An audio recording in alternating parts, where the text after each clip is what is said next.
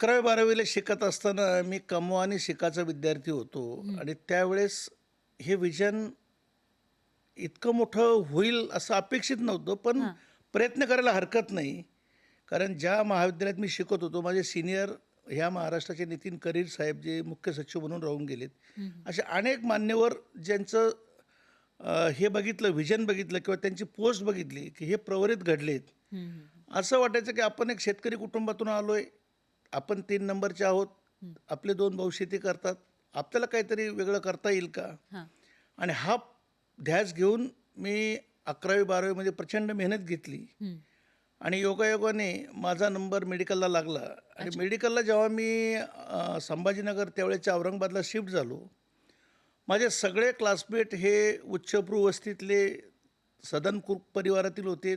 बहुतेकांकडे motorcycle, scooty त्यावेळेस नुकतीच आली होती. हं. काहींकडे फोर व्हीलर होत्या. हां. त्या महाविद्यालयातला सायकल वापरणारा मी एकमेव विद्यार्थी होतो, प्रथम वर्ष ते अंतिम वर्षापर्यंत. आणि ती सायकल मला वडिलांनी अशी दिली होती, की माझ्या सायकलला डबल टायर होतं. त्यामुळं ती सायकल कधी पंक्चर झाली नाही आणि आयुष्यामध्ये कुठं थांबू दिलं नाही. हं, हं. तो प्रवास अथक आजपर्यंत सुरू आहे. आणि हे स्पिरिट त्याच मुलांमध्ये डेव्हलप होतं, ज्यांच्यामध्ये कन्सिस्टन्सी, सातत्य आणि काहीतरी अचीव करायची एक मनातली खुणगाट असली पाहिजे. हं, हं, हं. कुणी सांगून हे स्पिरिट निर्माण होत नाही. हे खरं आहे. तुमच्या हार्ड वर्किंगमध्येच असतं आणि ते मला पादक्रांत करता करता ते अचीव झालं.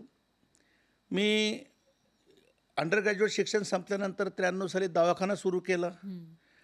नवीन दवाखाना सुरू केला, त्या उपजीविकेवर पूर्ण भागत नव्हतं. म्हणून मी एम-जी-एमचं त्या समूहामध्ये एका होमिओपॅथिक कॉलेजचा मेडिकल ऑफिसर म्हणून एम-जी-एमला काम करायला लागलो. अच्छा. आणि असं काम करत करत सकाळी 6 ते रात्री 11 पर्यंत कंटिन्युअसली आपल्या गरजा, आपलं ध्येय, आपलं स्पिरिट हं, हं. याचा पाठलाग करत असताना एक एक गोष्ट मी पादक्रांत करत गेलो. हं.